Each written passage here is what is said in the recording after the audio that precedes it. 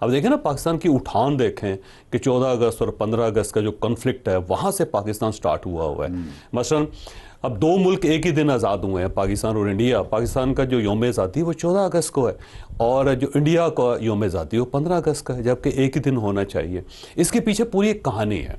مثلا lord Mount beaten تھے، آخری وائسرائے تھے ہندوستان کے، اور اس سے پہلے جو ان کی اسائنمنٹ تھی وہ ملکہ کی طرف سے، وہ رائلٹی کی طرف سے، جب ورلڈ وار سیکنڈ تھی اس میں جو ایسٹرن جو فوج تھی اس کے ہیڈ تھے، اس کے انچارج تھے.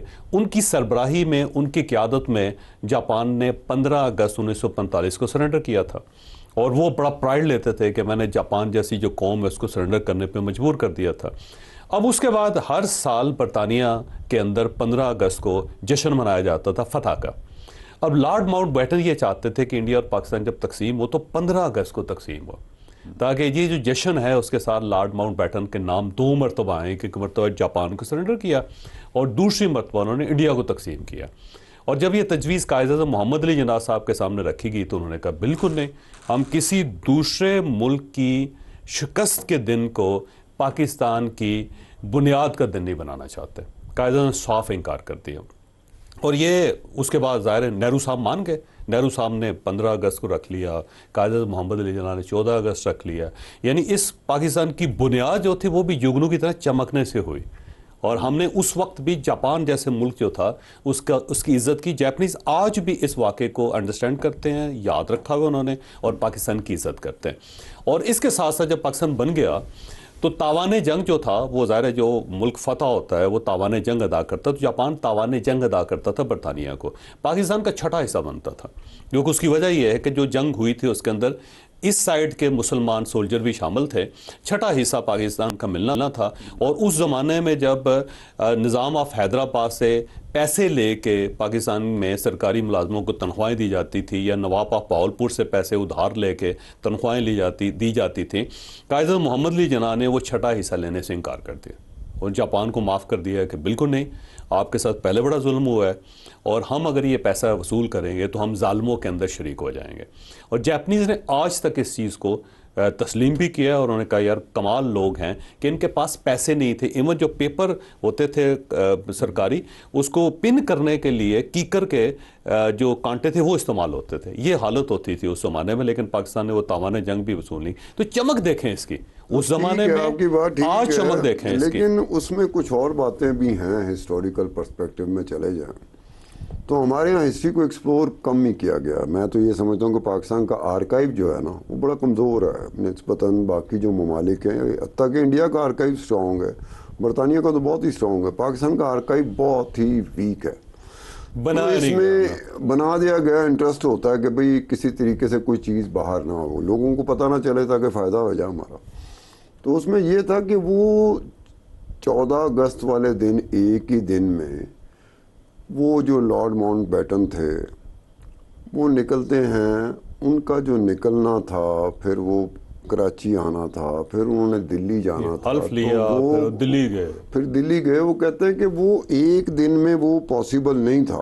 دیکھو ڈیوائیڈ ہو گیا نا ملک، ڈیکلریشن ہو گیا. اس کے علاوہ جو ایک اور ہسٹری اس کو بھی ایکسپلور نہیں کیا گیا. اس کو بھی ہم نے اس طرح جیسے جانچنا چاہیے نا، پرکھنا چاہیے، کھوج لگانی چاہیے، ہم اس میں بھی نہیں گئے. کہ اس دن تھا 27ویں رمضان تھا، لیلۃ القدر تھی.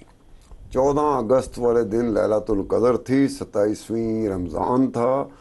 اس لیے بھی کچھ لوگوں کا، ہسٹورینز کا یہ ہے کہ قائد اعظم نے 14 اگست اس لیے پسند فرمایا، اس لیے پسند کی کہ لیلۃ القدر ہے اور 27واں رمضان ہے. بہرحال کچھ بھی ہو، اگر فرض کریں کہ مذہبی پرسپیکٹیو ہے تب بھی پاکستان کا کمال ہے. اور اگر جاپان کے ساتھ آپ اس کو ایسوسیٹ کر کے رکھیں، کیونکہ لارڈ ماؤنٹ بیٹن نے بہت زور لگایا تھا، اس کی اچیومنٹ تھی نا 15 اگست 1945 جب سرنڈر کیا گیا جاپان کی طرف سے، اور وہ چاہتا تھا کہ اسی دن. بہرحال کچھ بھی ہو سکتا ہے ویریشن. لیکن پاکستان دیکھیں چھوٹا ملک ہے، اور ہماری جو ٹوٹل اکانومی ہے اس کا آپ سائز دیکھ لیں. پاکستان کا بجٹ جو $60.75 بلین کا چھوٹا سا بجٹ ہے، اس سے زیادہ جو ہے کوسٹا کافی جو ہے وہ کافی بیچ کے اپنے آپ کو زیادہ امیر ثابت کر لیتی ہے.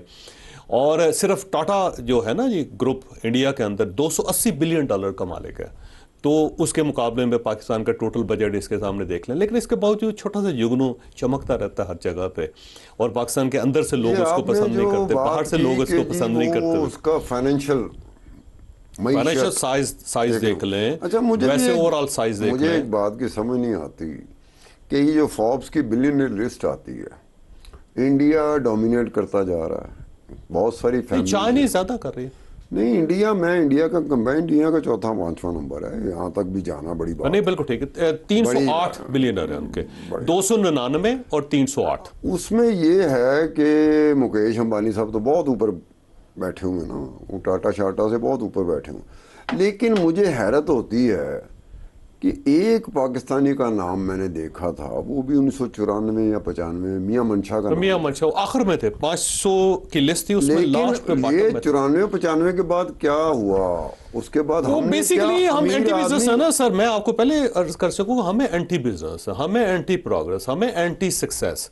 ہمیں سکسیسفل لوگ پسند نہیں ہے، ہمیں بزنس مین پسند نہیں ہے، ہمیں کوئی پروجیکٹ کرنے والے پسند نہیں ہے ہماری سر۔ میں اکثر لوگوں کو کہتا ہوں کہ سر کہ پاکستان کے اندر جو ٹاپ 20 بزنس مین ہیں نا، آپ صرف یہ چیک کر لیں کہ ان کی فیملیز کہاں ہیں، یعنی جس ملک کے اندر ٹاپ 20 بزنس مین اپنی فیملی ملک کے اندر نہیں رکھنا چاہتے، تو اس سے آپ اندازہ لگائیں کہ کتنی انسیکیورٹیز ہے۔ بہرحال آج جو ہمارا جو موضوع ہے نا، وہ یہ ہے کہ کل پریزیڈنٹ صاحب کے ساتھ ملاقات ہوگی، پرائم منسٹر صاحب کی، اور ملاقات صاحب یہ ہوئی بڑی مدت کے بعد، اور اس سے پہلے آپ دیکھیں ٹمپریچر کتنا ہائی تھا، اور الٹی گنتی جو تھی بلاول بھٹو صاحب ذات کشمیر کے اندر کھڑے ہو کے پریزیڈنٹ اور کہتے تھے، پرائم منسٹر کی ملاقات ہوتی رہتی ہے بڑی کم یہاں پہ ہوتی تو رہتی ہے، لیکن پچھلے دنوں نا 6 مہینے کے اندر بہت زیادہ اختلافات تھے، اور ٹھیک ٹھاک اس میں، اور انہی اختلافات کی وجہ سے ملاقات نہیں ہو رہی تھی، ان اختلافات کی وجہ سے کوئی معاملہ جو تھا سیٹل نہیں ہو رہا تھا۔ تو بہرحال بلاول بھٹو صاحب نے ذات کشمیر کے اندر کھڑا ہو کے کہہ دیا تھا کہ گورنمنٹ جو ہے نا اس کی الٹی گنتی سٹارٹ ہوگی، اور یہ کشمیر کے الیکشن ختم ہوتے ہیں تو اس کے بعد دیکھیں گورنمنٹ فارغ ہو جائے گی۔ اس کے بعد کل اچانک جو 14 اگست کی برکت سے دونوں کی ملاقات ہوگی، اور اس ملاقات کے بعد ایسا لگتا ہے کہ الٹی گنتی جو ہے سیدھی ہونی شروع ہو گئی ہے، اور دونوں یہ فیصلہ کیا ہے کہ یہ جو ٹمپریچر ہے اس کو ڈاؤن کرنا، اور اس قسم کے بیانات نہ گورنمنٹ کی طرف سے دیں گے جیسے کہ رانا ثناء اللہ صاحب نے دیے، خواجہ آصف صاحب نے دیے، اور نہ ہی اس قسم کے بیانات جو دوسری سائڈ سے دیے جائیں گے۔ لیکن اس ملاقات کے اندر آلموسٹ لیکن اس ملاقات کے اندر ایک چیز مسنگ ہے، ایک چیز بڑی ایڈ ہے، اور ایک چیز مسنگ ہے۔